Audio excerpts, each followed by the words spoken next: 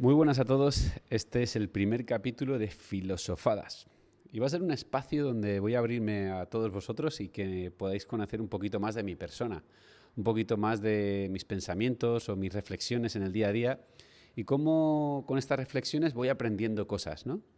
Así que en esta ocasión no va a haber ningún invitado, sino que voy a ser yo mismo hablando para todos vosotros, ¿no? Como esa parte que me gustaría te conversar cuando me pasan estas cosas, poder conversar con la gente y poder tener ese punto de reflexión. Y, y en el día de hoy vamos a hablar del tema de la lucha, ¿no? Quiero transmitiros el tema de la lucha, cómo yo he vivido la lucha. Y este capítulo en especial se va a llamar ¿Por qué he vuelto a luchar? ¿No? ¿Por qué he vuelto a la lucha? Bueno, tengo 46 años y llevo como 12 años sin luchar. Cuando hablo de luchar me refiero a practicar un deporte de contacto, a practicar cualquier tipo de arte marcial.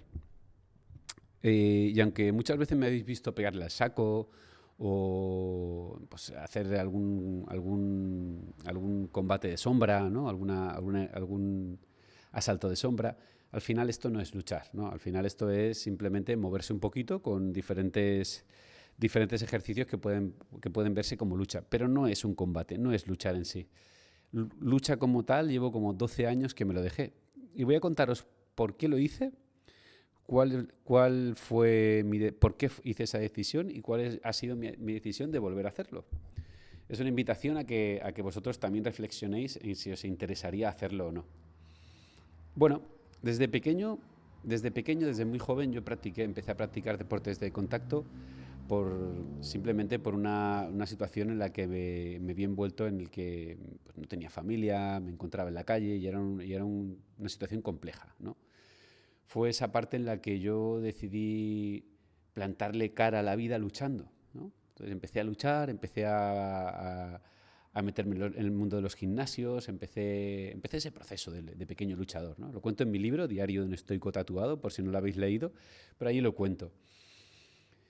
Y bueno, fue una forma de enfrentarme a la adversidad, de enfrentarme al mundo, ¿no? De sentir que podía valerme por mí mismo.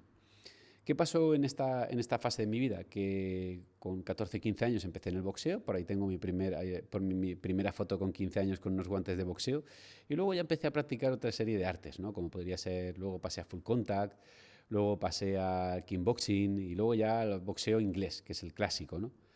Y en el boxeo inglés me tiré varios años practicándolo y de hecho hice alguna competición, competí en el Campeonato de España creo que con 19 años, amateur. Y bueno, siempre me considero un aficionado en la lucha, o sea, yo no soy, o sea, no pretendo aquí eh, dármelas de luchador ni nada de eso, sino yo me considero un luchador de la vida, pero no un luchador como los que veis por redes sociales o por internet, que estos son auténticos luchadores y auténticos profesionales, nada que ver. Yo soy un aficionado que le ha gustado mucho y le ha apasionado. De hecho, yo creo que mi mayor sueño hubiera sido ser un luchador profesional, ¿no? Pero no se dieron las circunstancias y seguí luchando, ¿no? Hice boxeo, fui al campeonato de España con 19 años, lo perdí a los puntos y luego ya empecé a practicar toda serie de deportes de contacto. Por aquel entonces empezaban el famoso valetudo, ¿no? Yo trabajaba con 17 años, empecé como portero de discoteca y luego ya empecé durante toda mi vida, trabajé en el mundo de la noche, ya sabéis si habéis leído el libro, en organizaciones criminales y mafiosas, estuve trabajando también como escolta, o sea, estuve metido en el fondo del dark side, ¿no? De lo potente. Claro, para defenderte en este tipo de mundos no necesitabas, o sea, mi objetivo no era ser un luchador profesional. Mi objetivo era poder defenderme y poder valerme en una situación de 3 tíos contra 1, o que te saquen un arma, o que te disparen, como me ha sucedido, o vértelas en discotecas potentes, ¿no? Entonces, siempre ese ancla de lucha me había hecho subir la escala y cada vez tener más nombre en estas organizaciones, tenía cada vez más nombre y cada vez, pues bueno, era mejor pagado, me contrataban más, ¿no? Por toda esta serie de cosas, ¿no? Era un chaval fuerte, un chaval que sabía defenderse bien, que además era valiente, tenía templanza, ¿no? Tenía una dureza en la calle, ¿no? Me defendía muy bien en la calle porque simplemente me defendía muy bien porque yo venía de la calle, venía desde jovencito en estar en un montón de peleas, entonces me las veía venir, había estado enfrentándome una y otra vez a ese tipo de peleas desde que tenía 14 o 15 años, ¿no? Sinceramente, no sé en cuántas peleas he estado en mi vida, se podrían contar por más de 200, ¿no? Todas relacionadas con mi trabajo. ¿Qué pasó? Que esto también cala en ti, ¿no? El ver tanta agresividad, el ver bueno, pues tanto dolor, ¿no? Tanto daño infligido, no solo cuando lo hacías tú y tus compañeros, sino cuando tú veías a la gente como lo hacía, porque no solo estabas en tus propias peleas, sino estabas en las de los demás y tenías que además, cada vez que veías una pelea en la noche, meterte en esa pelea. O sea, era un constante fin de semana tras fin de semana durante más de 15 años. Acumulé mucho en el ranking, ¿no? De lucha. Y esto lo que hizo fue que cada vez, como te he contado, progresara más. Por aquel entonces el que hacía boxeo estaba muy bien visto porque el boxeo era practicado, era lo más, era lo más real ante una situación real en la calle, era lo que más ibas a utilizar. Dos puños bien dados en la mandíbula se acababa la pelea, o en un hígado, o podías defenderte, no tenías que quitarte la chaqueta o calentar para hacer un ejercicio de pierna como en taekwondo, sino que era real y puro. Entonces los boxeadores estábamos muy bien pagados por aquella época. Por aquel entonces empezaron las artes marciales mixtas, que en aquella época se llamaba valetudo. Yo lo tengo aquí tatuado, valetudo. Y te voy a contar por qué, además. Entonces empezaban el valetudo que se originó realmente, o sea, el valetudo se originó un poco en Brasil, por ahí es su nombre, y bueno, eran peleas al final donde ibas con todo, ¿no? Puño descubierto, rodillas, codos, todo. Por aquel entonces el valetudo empezó a tomar forma y empezó a hacerse muy famoso alrededor del mundo con el Ultimate Fight Champion, ¿no? En aquella época era la primera vez en la historia en la que diferentes artes marciales iban a probarse y a ver su valía real de lo que valía, ¿no? O sea, de lo que salía en una pelea o no. Te voy a poner un ejemplo. Por entonces los que hacían taekwondo decían que eran los mejores, los que hacían karate los mejores, los que hacían, yo qué sé, krav maga los mejores. Pero la idea es, sin reglas, con lo que tú dices que es lo mejor para ti y lo que cada uno dice que es lo mejor para él en su arte marcial, ¿por qué no nos subimos a un cuadrilátero y nos demostramos esto? Y esto es lo que hizo el Ultimate Fight Champion, ¿no? Cogió a diferentes luchadores con diferentes pesos y diferentes modalidades a subirse a un cuadrilátero. En este caso, un octógono y con jaula, ¿no? Con una red. Y esto era como visto como algo revolucionario, algo como, ¿esto qué es, no? Esto tan diferente. Imaginaros por aquella época un joven Alberto viendo esto y decía, ¿esto qué quiere decir? Si os fijáis es un poquito como las películas de Son Goku, ¿no? Los dibujos de Son Goku, que se metían en el escenario Son Goku, ¿no? A pelear y cada uno era de una madre y cada uno tenía sus propias técnicas. Pues igual, pasaba igual exactamente, era algo igual. Entonces, no había internet como el que hay ahora, entonces veíamos las peleas a cuentagotas. A lo mejor te dejaban un CD, por si alguien conoce lo que son los CDs, y tú podías ver una pelea de valetudo porque alguien te había dejado un CD que habías conseguido, que alguien había ido a Londres. Era muy difícil ver una pelea de valetudo. Pero a mí me maravillaba porque tenía que ver con mi trabajo, tenía que ver con mi... O sea, yo al final aprendí a defenderme porque era mi trabajo, porque luego cuando tenía que ir a la discoteca o tenía que trabajar en diferentes formas, yo tenía que estar siempre preparado para ello, ¿no? Al final era un poco entre afición, gusto, lucha y un poco una losa, ¿no? Porque era como una especie de obligación estar siempre en un estado de alerta y un estado alto un estado alto de aprendizaje, por así decírtelo. Bueno, pues cuando empezaron este tipo de luchas pasó algo muy curioso y algo muy impresionante, ¿no? Que cambió el mundo de las artes marciales para siempre. Por aquel entonces, cuando se subieron al ring en el primer campeonato, apareció un grupo de señores vestidos con kimono que de repente empezaban a coger a sus rivales, ¿no? Uno por uno. Pues imaginaos un grupo que se llamaban los Gracie, famosos Gracie, y venía toda la familia, y entonces salía uno a pelear contra otro tipo, que era doble de grande, doble de fuerte, Y el Gracie lo veías un tío normal, ¿no? Podría ser perfectamente repartidor de Amazon. Y literalmente proyectaba al tío al suelo y cuando estaban en el suelo parecía que estaban peleando como gatos y cuando te dabas cuenta, el tipo, el contrincante palmeaba porque o le iba a romper un brazo o lo estrangulaba y nosotros nos quedábamos. Yo era como, ¿en serio? ¿Qué está pasando ahí? Hasta entonces, hasta la fecha, para todo el luchador que se preciara, ¿no?, en la calle, por así decírtelo, pelear representaba 1 a 1 y si caías al suelo, sepáralo y volvemos a empezar. Pero ahí cambió el mundo, ahí cambió todo radicalmente. Entonces, ahí nos dimos cuenta que caer al suelo, para el luchador que venía de lucha en suelo, para nosotros era el final, pero para él era el principio de la lucha. ¿Sí? Entonces, nosotros decíamos, ¿pero esto qué es? ¿No? Nos dimos cuenta que algo se estaba revolucionando. Y de hecho empezaron a ganar todos los campeonatos. Tú decías que eras boxeador y te ibas a un campeonato con los Gracie y te levantaban por los aires. Antes de que dijeras papanata ya te habían roto el brazo.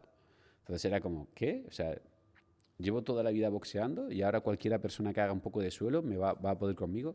Sí. Y aquí hay una reflexión grande, ¿no?, para todo el mundo que haga deportes de contacto. Yo soy un enamorado del boxeo inglés. Pero ya sabéis que existe el Muay Thai, el Sabat, hay muchos tipos de lucha. Yo la invitación a cualquier luchador que practique una lucha que no sea suelo, le diría, tío, pruébalo, porque son otra clase de herramientas. No te dejes lo tuyo, porque esto es muy bonito, ¿no?, lo que estés haciendo, da igual, Karate Kyokushinkai, lo que sea. Pero pruébalo, porque va a llenarte la caja de herramientas. Y si te gusta la lucha, te va a gustar eso también. Y también le digo a todos los luchadores de suelo, probad la parte de arriba, porque también es otra caja de herramientas.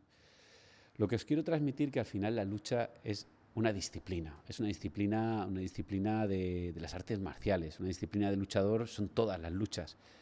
Yo tengo un respeto y una admiración máxima por todas las luchas. Todas las luchas que realmente sean luchas, porque también hay por ahí cada cosa que hay que cogerla con pinzas. Pero retomándome otra vez a los Gracie, cambiaron la forma de ver el mundo y la forma de pelear. Bueno, por aquel entonces nosotros alucinábamos y pensábamos cómo podríamos aprender esa serie de técnicas, si realmente eran efectivas o no. Hasta que alguien, un español, trajo alguna de esas técnicas a España, creó un sistema y lo que hizo fue imitar a los Gracie. ¿Qué hacían los Gracie? Ellos decían, bueno, pues si estas técnicas son buenas, lo que vamos a hacer es ir por gimnasio a retar a los luchadores que crean que tienen su mejor arte marcial, pero a retarlos de verdad. Y eso es lo que hacían. Y eso es lo que hicieron también en España. Había un señor que iba por los gimnasios, eso lo viví yo. Y llegó al gimnasio donde nosotros estábamos, que ya como ya te digo, los grandes peleadores en la noche éramos los boxeadores, y dijo, no, mira, si tenéis a alguien, hay que tener cojones para hacer eso, ¿eh?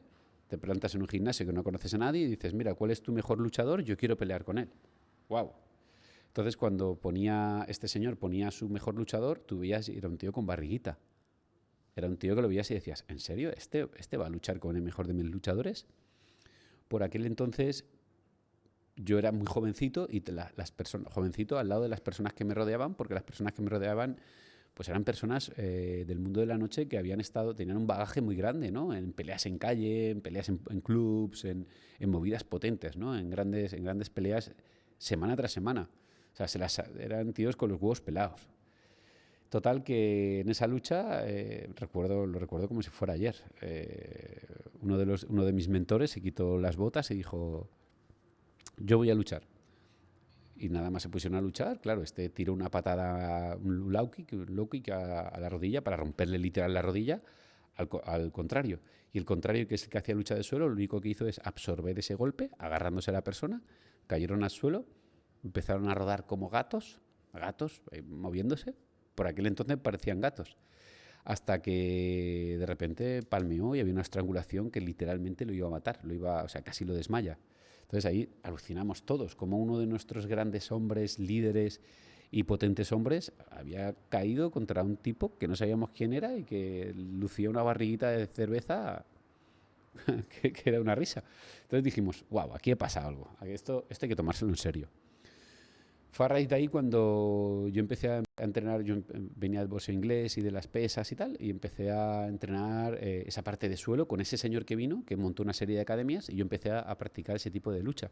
Entonces, en esa lucha entraba lucha grecorromana, que era proyecciones, entraba ground and pound, que es golpeo mientras estás peleando en el suelo, entraban derribos, entraba luxaciones, ¿no? Era una pasada, ¿no? Era una locura, una pasada. Y ahí me vi envuelto durante un montón de años, o sea, me aficioné, me encantó, o sea, fue una locura, me gustó mucho, yo lo tengo intrínseco en el cuerpo, o sea, era mi vida, ¿no? Porque yo entrenaba 2 o 3 horas al día, lo disfrutaba mucho.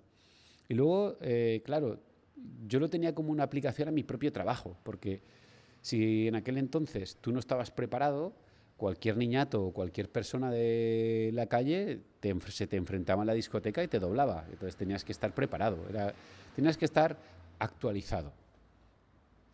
Para mí era una afición, era un gusto, pero también se convirtió en una losa, como te digo. Se convirtió en una forma en la que era una autoexigencia, siempre estar siempre y preparado, ¿no?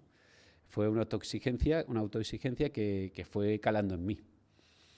Bueno, pasaron los años y hasta que llegó el momento que me emancipé y dije, bueno, pues yo quiero montarme, ya tenía un nivel, imaginaos, durante tantos años, pues a lo mejor con 30 años, llevaba 15 años luchando, pues con 15 años, pero no me consideraba experto de nada y tampoco, como te digo, era un luchador que tenga que ver con un luchador profesional ni nada, no, yo era bueno en mi gimnasio, era bueno con mi grupo y era bueno en la calle, ¿no? Por así decírtelo, porque me sabía defender en la calle, sabía aplicar esa lucha, la sabía aplicar a la calle. ¿Qué pasó? Que me monté mi propia centro de lucha, se llamaba Submission Fight Club, y yo daba la parte dura, y parte de proyección y ground and pound. Y el socio con el que me lo monté era el que era bueno en el suelo. Llaves de pierna, lucha en suelo. Yo era bueno, pero no era tan bueno como él. Entonces, bueno, yo seguía aprendiendo y montamos este club de lucha con una jaula, con un logo muy chulo, ¿no? Que era como un casco espartano. Empezamos a entrenar a los chavales, muy guay, la verdad que muy guay, lo estaba disfrutando mucho, pero bueno, por aquel entonces no solo hacía eso, sino hacía otra clase de cosas, tanto legales como ilegales, ¿no? Y estaba metido y envuelto en un montón de marrones y de líos. Hasta que, como ya sabéis, los que me conocéis, llegó la gran noche oscura del alma. Y llegó el retiro espiritual adaptado, que fue la cárcel. Entonces, conforme entré en la cárcel, yo en la cárcel seguía practicando lucha, recuerdo que nos poníamos cartones, al loro, esto es real, nos poníamos cartones de la cocina, y entonces con los cartones podíamos sentarnos en el suelo y poder practicar un poquito de llaves y un poquito de lucha, ¿no? En la cárcel nos miraban así con reojo como diciendo, esto aquí no lo podéis hacer. Hacíamos sombra, ¿no? Nos poníamos calcetines y pintábamos un círculo negro y hacíamos de manoplas, hacíamos manoplas con los calcetines. Y mirad, ya que estoy aquí os voy a contar una anécdota muy chula. Recuerdo que había un ucraniano allí en la cárcel y estaba haciendo sombra con uno de mis compañeros, de los que también entró conmigo. Y bueno, estaba ahí como un poco... El tipo era bueno y estaba como y agresivamente haciendo sombra, ¿no? Y se creó un círculo entre toda la gente de la cárcel. Y en un momento dado yo era el que entrenaba a este compañero mío. Entonces me sentía así con la parte de ese ego, ¿no? De enfrentarme a él, ¿no? Y decirle, no, no con él, conmigo. Y entonces empezamos a darnos unos guantes, empezamos a hacer un poco, guantes no, porque no habían, sombra y tal, y en 2 o 3 low kick fuerte en la rodilla, conseguí conectar con uno de ellos y lo dejé ahí doblado, ¿no? Y recuerdo como la gente, ¿no? Victoreaba, ¿no?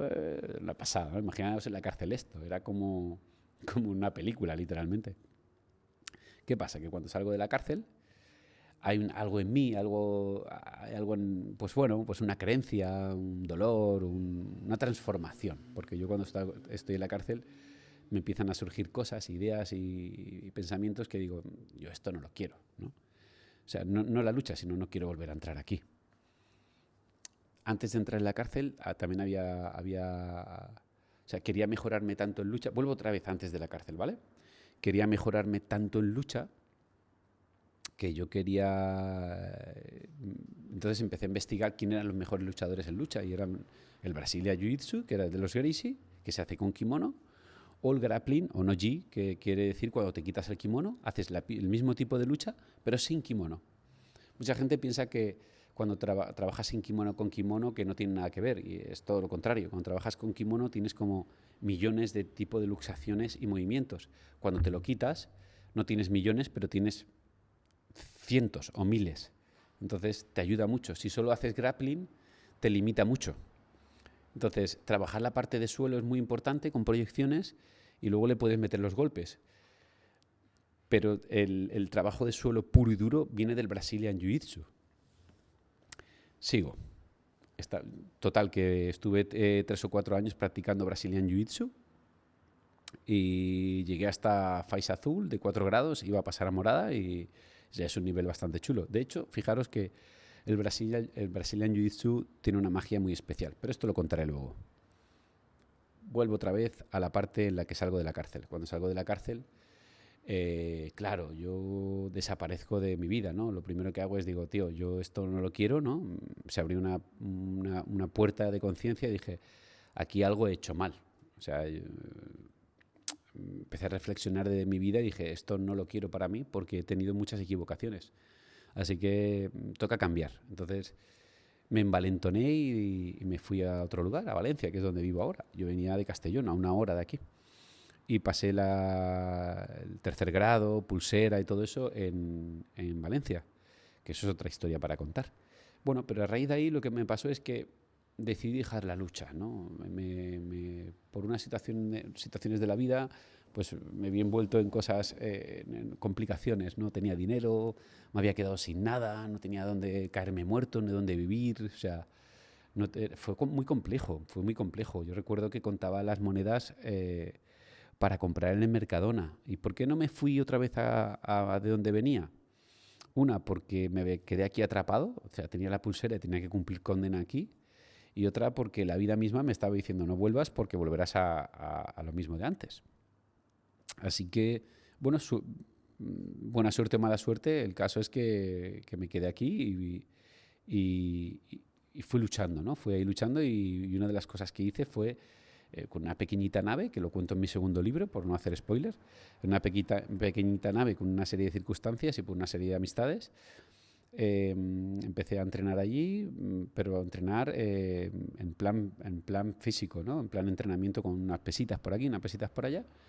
Y yo trabajaba de escolta por entonces para un señor. Y ese señor quería que yo le enseñara a luchar. Entonces le empecé a enseñar a luchar y yo, pues bueno, con lo poco que ganaba iba poquito a poquito, me compraba una pelota, me compraba una pesa y así fue surgiendo el montarme un box y poquito a poquito hasta que yo realmente vivía en el box porque no tenía dónde vivir y vivía en el box detrás de una cortina y tenía un hornillo y un microondas. Y ahí tenía el telemático para poder tener la pulsera y vivir. O sea, así fue como fue surgiendo el box que veis hoy en día. Pero a lo que voy, que es a la lucha. ¿Qué me pasó? Que llegué a un momento en el que yo renegué de esa lucha, ¿no? Como yo ya no quiero trabajar en la noche, yo ya no quiero este nivel de exigencia, yo ya no quiero nada de esto, yo quiero dejar de luchar. Esto ya no va conmigo, esto no tiene nada que ver conmigo. Yo no me quiero pelear nunca más, ni quiero estar en estas movidas. Y esto es lo que pasó. Dejé la lucha completamente. Completamente es kimonos fuera, guantes fuera, todo. O sea, yo tenía toda una vida como luchador. Y cuando hablo de luchador de practicante, ¿eh? No de luchador profesional, que no tengo nada que ver. Que para mí son, vamos, los admiro. Pero tenía esa vida, ¿no? Porque pues mi vida eran bucales, vendas de boxeo, rodilleras para las rodillas, kimonos, toda una serie de circunstancias que había adquirido durante toda mi vida y lo dejé todo. Me centré en el entrenamiento personal para la gente e intentar por ahí ganar dinero y poder sobrevivir y poder ir comiendo y poder ir subiendo poquito a poquito. Y se quedó en mí un dolor. Se quedó en mí un dolor de, no, esto no es para mí. No, esto no lo quiero, no tiene nada que ver conmigo. Años después de 10 años, o sea, con el tiempo, me fui a la nave en la que estoy hoy en día y en esa nave monté un tatami, o sea, monté monté toda la historia para hacer entrenamientos personales, pero alguien me dijo, ¿por qué no montas un tatami y nosotros damos clases y te pagamos un alquiler? Venga. Pero yo no quería saber nada de esto. El tatami está ahí, pero yo ni quiero mirarlo. O sea, lo miraba con recelo incluso. No, yo esto no, yo esto no. Y fueron pasando los años y ya llegó un momento que me rompí el talón de Aquiles y bueno, ni pensar en volver a luchar. Con el tiempo me hice daño me hice una L4 y L5 en la espalda que creía que no iba a poder moverme en mi vida y me recuperé y me hice más fuerte. Todo esto en 12 años, ¿eh? Yo nunca pensé en volver a luchar. Esto era cosa del pasado. Y ahora viene el remate del tomate. ¿Por qué ahora decido volver a la lucha y por qué decido que quiero vivir luchando toda mi vida? Este es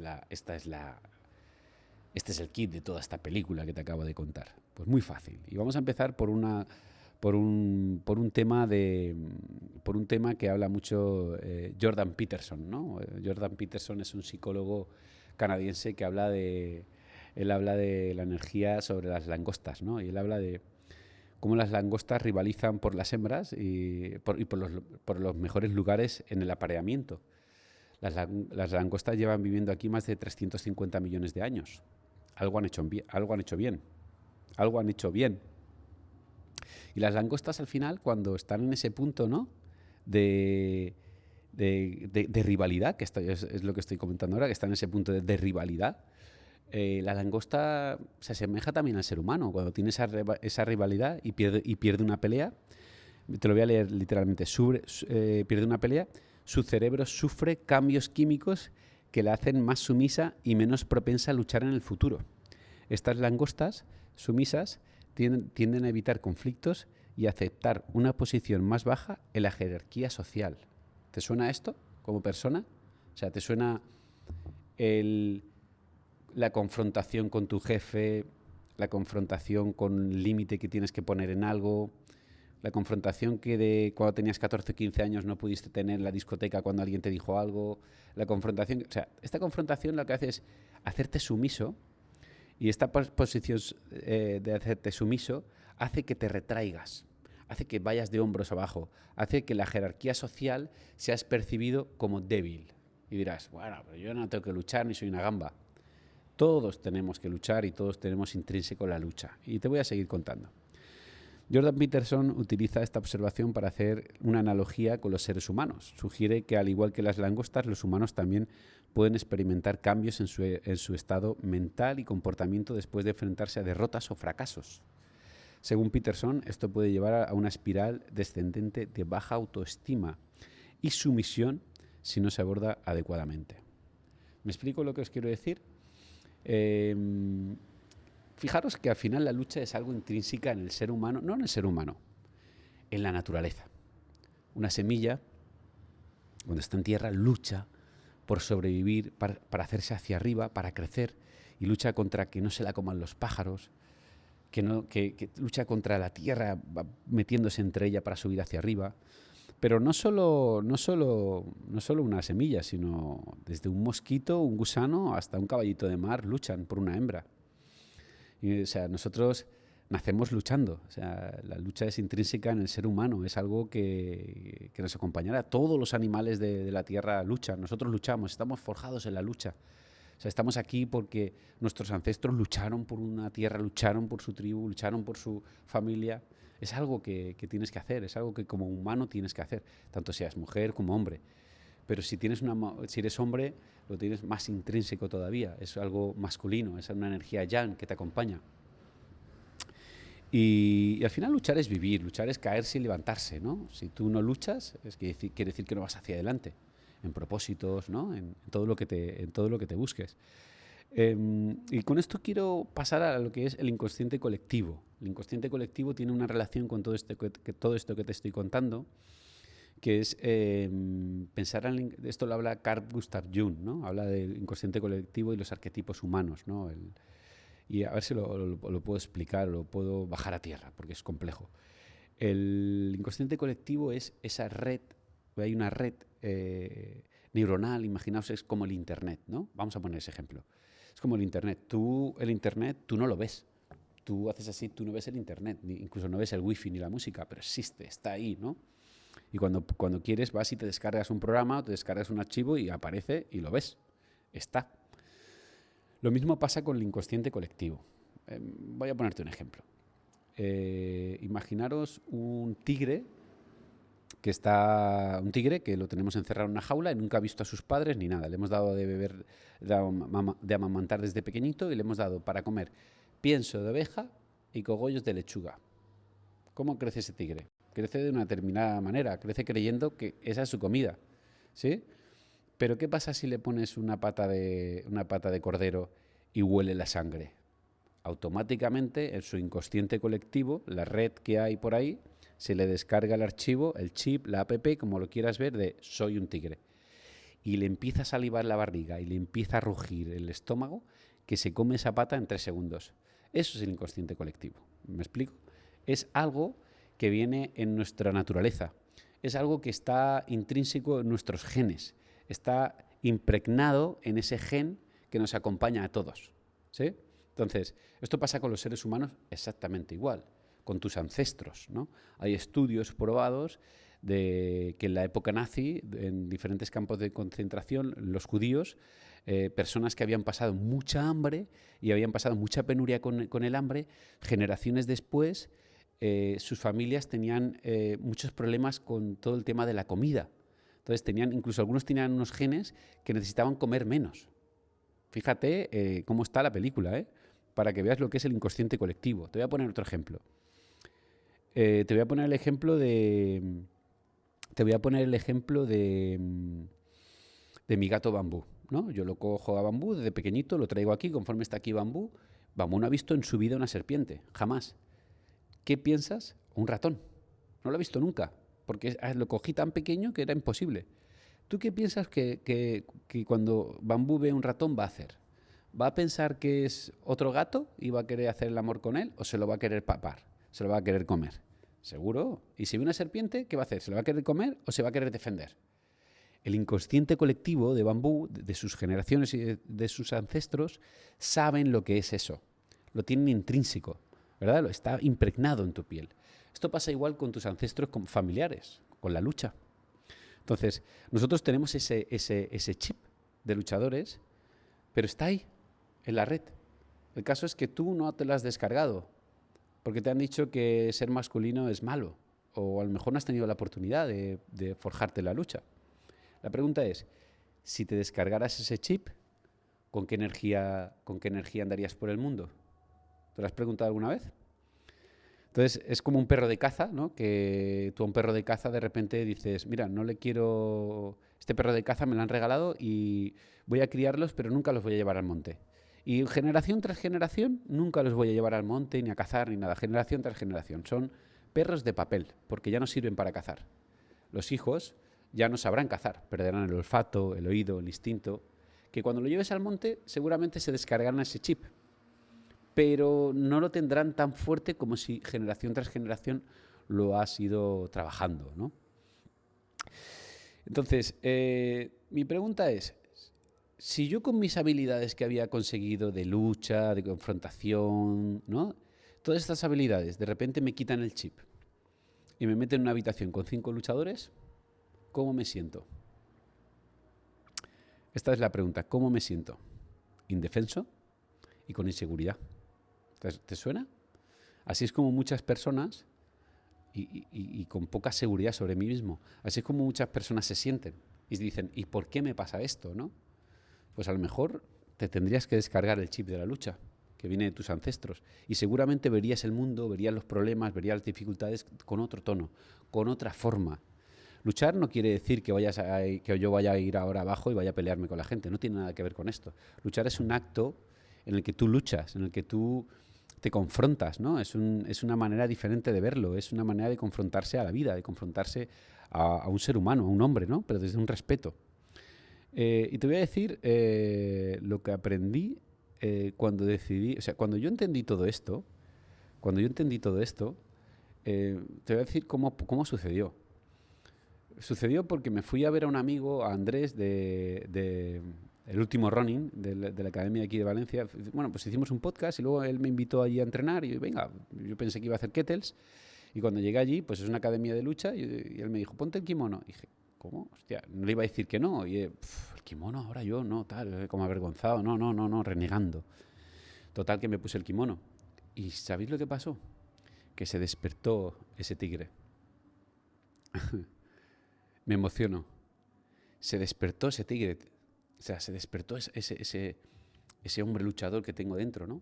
Entonces se despertó la confrontación con otro hombre, el amasar, el verte en peligro, el verte en un momento dado que ostras, te estás combatiendo, ¿no? Hombro con hombro, ¿no? Estás con un tío encima que quiere literalmente romperte un brazo, ¿no? O hacerte una luxación. Y tú estás en un marrón. Pero ese marrón lo único que hace es sacar a relucir quién eres. Te hace exponerte a esa incomodidad, ¿no? A esa fuerza. Y cuando terminamos, automáticamente me dijo, bueno, y ahora te voy a poner con un profesor de boxeo y haces guantes. Y dije, hostia, ¿en serio? ¿También? Yo hacía sombra yo solo. No, cuando te ponen las manoplas. Y volvió a pasar lo mismo. Recordé mis tardes con mi entrenador Nicolai haciéndome manoplas, sudando, endureciendo mis nudillos, golpeando la vida, ¿no? Y dije, wow, hostia, esto no me acordaba, tío.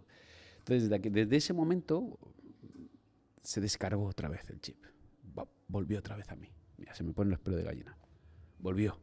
Y no pude obviarlo. Entonces empecé a reflexionar, ¿no? Sobre ello. Empecé a reflexionar, sí, no, sí. Entonces dije, tío, date una oportunidad. Entonces, daba la casualidad que estaba también leyendo a Carl Gustav Jung, estaba hablando de toda esta serie de cosas, estaba montando otra vez estaba iniciando el círculo de hombres y cómo podríamos mejorar la parte del hombre, de los valores y tal, y dije, esto es esto, ¿no? Entonces, vi como los Sacred Zones en Estados Unidos hacían una técnica, que estos hacen círculos de hombres, una técnica que se llama confrontación. Entonces, enseñaban a los hombres a golpearse y yo decía, ¿por qué lo hacen, no? ¿Por qué se enseñan a golpear y luego golpean desde un respeto, pero no golpean para pelearse, sino como para sacar ese chip, para sacar eso que tenemos dentro? Dije, tío, ya lo he entendido. Pero, o sea, ¿en qué momento ha pasado esto, no? Entonces dije, no. O sea, yo tengo que volver, pero tengo que volver con otra intención y con otra mirada apreciativa distinta a lo que estoy haciendo ahora. Que es pensar que es por pelear, que no quiero más. Entonces, cuando tú cambias la percepción de lo que estás mirando, todo cambia. O sea, lo que estás mirando es lo mismo, pero como tú has cambiado, ha cambiado. ¿Me explico? Entonces, cuando yo decido regresar, no decido regresar a boxeo, a otro tipo de arte marcial que también había practicado, sino decido regresar a Brazilian Jiu-Jitsu. Y ahora os voy a explicar por qué. Una, porque, bueno, pues Brazilian Jiu-Jitsu tiene una magia muy especial, ¿no? Cuando yo practicaba la lucha, como os he comentado, y tenía mi propio centro y todo, cuando me iba a entrenar con Ezequiel Zayas en Ases, o sea, yo era el último monicaco en el suelo. Y yo decía, ¿cómo puede ser si llevo años luchando, tengo una buena condición física, fuerza, todo, pero llego aquí y el cinturón azul o blanco me finaliza y no lo entiendo? Pues muy simple, porque ellos están especializados en suelo. Es una lucha especial en suelo. Entonces, no suelo, sino parte de arriba y suelo, ¿no? ¿Y por qué elijo esta arte marcial? Pues bueno, pues se vio tanto en el Ultimate Fight Champion como en cualquier evento que podáis ver en UFC, que si no sabes suelo estás perdido. Porque mucha gente pueda pensar, no, a mí me tienes que tirar, vas a caer. O sea, te lo dice una persona que ha visto cientos, si no miles de peleas. O sea, tú vas a tener un coche, vas a tener una moto, vas a tener una pared, todo está preparado para que te caigas. Porque conforme vaya hacia adelante, una persona vaya hacia adelante, hacia ti, hacia adelante, con golpes, aunque sean así, al tuntún, vais a caer al suelo. Y cuando te pille una persona que sepa suelo, cuidado. Y de hecho no solo eso, sino que además tienes que pensar una cosa. Cualquier ser humano tiene en su naturaleza el golpear, incluso un mono. Tú vas a ver un niño pequeño de 2 años y le pega así a su madre o a un niño en el colegio, por mal que lo haga. Pero no sabe nada de llaves, no sabe nada de luxaciones, no sabe nada nada de esto, porque eso te lo tienen que enseñar, es técnica. Entonces, esta es la maravilla que tiene el Brazilian. Una persona que haga Brazilian Jiu-Jitsu y lleve 1 o 2 años entrenando, se puede derrotar muy fácilmente a una persona que lleve haciendo otra arte marcial durante años y años y años y además sea más fuerte y esté en mejor forma física. ¿No es esto el arte marcial real? La técnica sobre la fuerza. Entonces, esto es lo que consigue el Brazilian Jiu-Jitsu. Y no quiero parecer que digo que las otras artes marciales sean malas y nada, no, al revés. O sea, wow, todas, ¿no? O sea, admiración y máximo respeto por todas. Solo que yo elijo esta por esta serie de circunstancias. Pero tú pillas el judo, por ejemplo, y es como, wow, ¿no? Esas proyecciones, esa disciplina, esa camaradería, compañerismo. Esto existe en todas las artes marciales, ¿eh? En todas. Yo, por ejemplo, tengo aquí en el box, tengo Karate Kyokushinkai, que son un espectáculo. O sea, tú los ves a los niños como entrenan o el estilo, o ves cómo golpean, la disciplina que tienen, están hechos de otra pasta. La gente que hace artes marciales, de verdad, están hechos de otra pasta. Tú ves luego a Quique, podéis seguirlo a Quique, Enrique Palau, lo podéis ver en Instagram, es un fuera de serie. El tipo es un fuera de serie y tiene una disciplina muy bonita y tiene un arte marcial muy bonito que se asemeja mucho a las MMA. O sea, él hace una defensa personal muy adaptada a la calle, ¿no? Que al final es una pelea real en la calle. Él no hace una lucha para competir, sino para la pelea real en la calle, proyección, tal, y además de una manera muy amable, muy respetuosa, ¿no? Os invito a seguirle y además os invito si sois de por aquí, de por Valencia, a probar una clase con él porque es un espectáculo, cómo cuida a la gente y cómo les hace empoderarse, ¿no? Porque claro, cuando aprendes a defenderte y aprendes a luchar, te empoderas, porque crees más en ti. Y eso es lo que consigue él con todo esto también. Y hace unas clases espectaculares. ¿Por qué he decidido yo el Brazilian Jiu-Jitsu? Como estoy diciendo, pues porque son unos especialistas en suelo. Yo me apetece mucho el suelo, no me apetece golpearme ahora, ¿no? No me apetece golpearme. De hecho, tengo los dos ojos operados, la nariz también la tengo, el tabique me lo rompí en su día, tengo un anillo cosido en el ojo, en el otro lo tengo de desprendimiento de retina. O sea, tengo muchas heridas de haber entrenado muchos años y ahora no me apetece esa parte, ¿no? de golpearme la cara. Pero esto no quiere decir que no vaya con heridas. Podéis ver mi cara ahora mismo después de una sesión de Brazilian Jiu-Jitsu de ayer, porque para mí una sesión de Brazilian Jiu-Jitsu es dura de cojones, ¿eh? Pero de cojones. O sea, el Brazilian Jiu-Jitsu ha llegado a unos niveles estratosféricos y tiene cosas tan peculiares y tan bonitas que a mí me flipan. Por ejemplo, a mí la historia de que tenga los cinturones me parece espectacular, porque te hace ganar disciplina, te hace ganar humildad. Cuando tú llegas al tatami, tienes que saludar antes, tienes que saludar después, tienes que ponerte de una forma determinada ante los cinturones que están por encima de ti. Cuando hay un cinturón de mayor grado, date por seguro que se lo merece y que es bueno en eso. Vas a tener que respetarlo solo por ese color, porque ya lleva horas luchando, horas de dureza, horas de enfrentación. Entonces te hace respetarlo, te hace ganar humildad como hombre, ¿no? Pero no solo eso, sino que cuando viene un cinturón que es mejor que tú, es casi seguro que tiene mayor humildad. Vas a entrenar con él y no te va a hacer daño. Te lo digo de verdad. O sea, me ha pasado multitud de veces. Sin embargo, con otras disciplinas, al no haber esta serie de visualización, ¿no? Por ejemplo, llegas a una clase de boxeo y no sabes quién es mejor o peor, sino que cuando subes al ring, pues te das de hostias y ahí vas a saber quién es mejor o peor. Entonces lo vas a respetar. Pero aquí no, aquí es diferente, aquí ya lo ves y ya lo sientes, ya lo palpas. Y bueno, también te crea una serie de motivaciones, ¿no? El poder ir adquiriendo esas habilidades y poder decir, bueno, pues algún día yo puedo conseguir este cinturón o el otro. Bueno, también deciros que ganarte un cinturón de Brazilian Jiu-Jitsu es una locura. Se dice que te podría sacar 2 carreras de abogado antes de hacerte faixa preta, que es cinturón negro. O sea, imagínate, ¿no? ¿Por qué? Porque te lo tienes que ganar. Y bueno, una de las cosas que viví cuando empecé otra vez de nuevo la lucha, llevo ahora un mes otra vez empezando a luchar, fue algo muy bonito, ¿no? Porque llegué con el kimono, me compré un kimono otra vez, me compré un kimono, los había tirado todo, me compré un kimono, volví a mi cinturón, ese cinturón azul, llegué casi al morado, pero ahora, pues bueno, bajo otra vez al azul.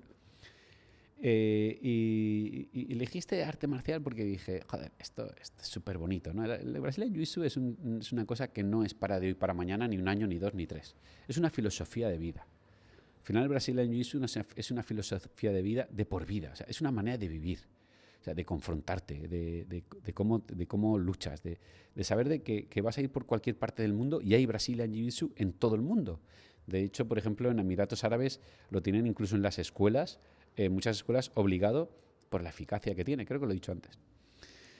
Y por eso me maravilló mucho, además es terriblemente eficaz, porque es terriblemente eficaz. Si tú coges a una persona, hay muchos artes marciales que tienen muchas katas o muchas formas, que no deja de ser una disciplina bonita y para otras cosas está muy bien, pero la práctica real de la lucha no la tienes. Aquí es práctica real de lucha, o sea, yo me pongo contigo y tú hazme lo que quieras y finalízame, o sea, aquí no hay bromas. Entonces te amasas, es duro, tienes que ser duro. Entonces, para llegar en un cinturón de Brazilian Jiu-Jitsu ya te está diciendo que es un tipo duro, que es un tipo que sabe manejarse, que es un tipo que tiene disciplina, que es un tipo que tiene humildad, que es un tipo que lucha, y seguramente esa persona será un luchador en su vida. Y eso es lo que yo quiero volver a descargarme. El primer día que aparecí en Brazilian Jiu-Jitsu, lo primero que me encontré es pues esa humildad, esa confrontación, pero a la vez reunirme con una energía ya diferente, ¿no? Una energía que no estaba acostumbrado desde hacía años, volver a pasar por esa situación en la que no solo luchas y no solo entrenas y no solo practicas, sino que tú en ese momento, para mí es mi momento de descanso, mi momento de fuera redes sociales, fuera problemas, fuera ideas. O sea, estoy aquí presente porque si no estás presente lo vas a pasar mal. Entonces estoy aquí presente con mi cuerpo, con mis habilidades, con mi parte ancestral como luchador. Y no solo se crea esa dinámica, sino que se crea una dinámica también de compañerismo, ¿no? El brasileño, todas las artes marciales, la verdad que todas. Yo hablo ahora mismo del Brazilian porque es lo que estoy, ¿no? Pero en la lucha se crea una sensación de compañerismo mucho más allá de lo que puedas imaginar. Si nunca has practicado lucha es difícil explicártelo.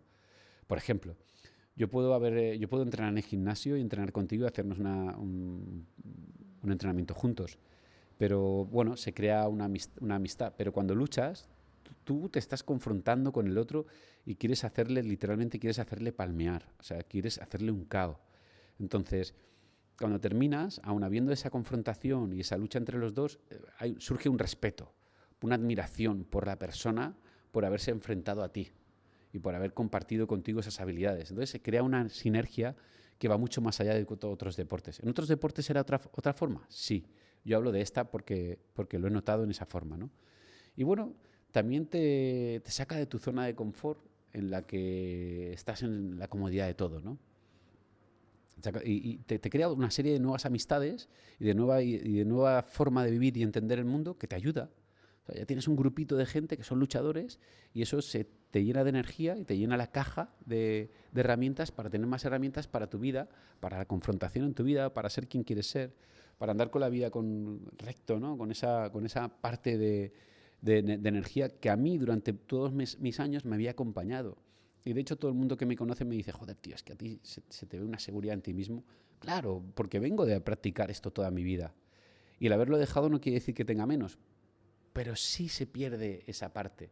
Y es la que no quiero perder ahora en mi vida. O sea, ya no veo la lucha desde la confrontación, no, la veo desde la admiración, desde el respeto, desde practicar algo diferente, desde volver a mis orígenes, ¿no? Desde volver a esa parte de luchador, ¿no? Y bueno, por eso vais a ver ahora empiezo a notar pues todas las heridas que no había recordado, ¿no? Como por ejemplo cuando, no sé, supongo que cuando haces fútbol te dolerán las rodillas, ¿no? Lo invento, pero cuando haces Brazilian Jiu-Jitsu, pues son los nudillos que empiezan a hinchársete, ¿no? La cara de los roces, porque proyectas con el kimono y rozas con el kimono, las orejas empiezan a dolerte. Yo tengo la suerte de que tengo la oreja muy blanda y al tenerla tan blandita pues no se me rompe, sino pues bueno, se hace las orejas de coliflor, que no deja de ser una herida más de luchador, ¿no? O sea, tampoco es para, oye, qué feo, ¿no? Yo cuando la veo digo, ole, o sea, representa una herida de tus batallas. Y empieza, o sea, mi cuerpo está dolorido, pero al fin, dolorido y forjado, ¿no? Me noto dolorido, pero fuerte, dolorido, pero forjado, dolorido, pero como ese guerrero que ha ido a la batalla y vuelve, ¿no? Con esas heridas y de aquí estoy yo, ¿no? Aquí me he confrontado, ¿no? Y esta parte me está enamorando, ¿no? Estoy como un niño pequeño ahora mismo con haber vuelto a la lucha, sea la que sea. Yo he elegido esta, para ti, sea la que sea. Y todo esto viene ¿por qué? La invitación es eh, busca una academia de cualquier arte marcial y prueba a ver qué tal. También a esas personas que durante muchos años lucharon como yo y se lo dejaron y tuvieron otro concepto, a lo mejor escuchan ahora este audio y les invita a volver, les invita a conectar otra vez. Yo en mi época entrenaba 3 o 4 horas al día, de lunes a viernes, incluso sábados. Ahora no, ahora entreno 2 días a la semana. Entonces, es como otra cosa, ¿no? Entonces, busca una academia de lucha, ¿no? Brazilian Jiu-Jitsu, Karate Kyokushinkai, boxeo, yo qué sé, Muay Thai, Judo, cualquier cosa que te guste, cualquier cosa que te llame la atención, que te mole. Y apúntate. Da igual la edad que tengas, no importa. O sea, busca descargarte ese chip que te va a ayudar en la vida. Y si lo haces y te va bien, me cuentas. O sea, me gustaría que me escribieras en los comentarios de este vídeo y me contaras cómo te ha ido. Que pudiéramos dialogar de esto, pudiéramos conversar de cómo te ha ido. De poder saber que he podido tener un poco de inspiración en ti. Y hasta aquí me ha llegado este primer capítulo de Filosofadas. Así que os mando un saludo muy grande y hasta la vista.